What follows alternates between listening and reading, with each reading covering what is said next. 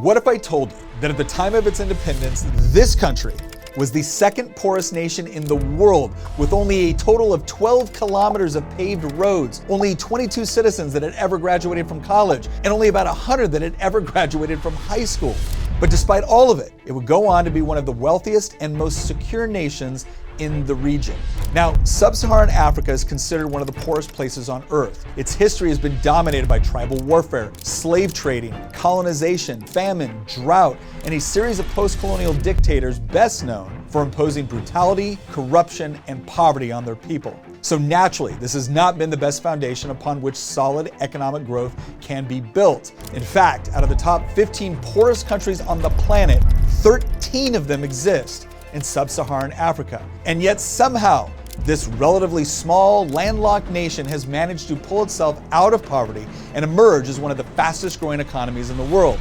So, how did they do it? And what makes Botswana so different from the rest of its neighbors? Today, Botswana is one of the richest countries on the African continent, but it wasn't always that way. Before gaining independence from the British Empire, their GDP per capita stood at barely about $1,300 in 1950. Today, that figure is nearly $20,000, and that's a 1,330% increase in the span of a single lifetime. To put it another way, in 1966, it was one of the poorest countries with a low standard of living, on par with nations like Mozambique and Malawi today. But now, Botswana has a standard of living comparable with Mexico or Costa Rica. Now, some people attempt to attribute this wealth to natural resources, like diamond deposits. But the problem with that reasoning is that a lot of countries in the region are rich in natural resources, but they haven't experienced the same success. So a closer look at Botswana reveals that their rapid economic growth has been achieved in large part due to two factors: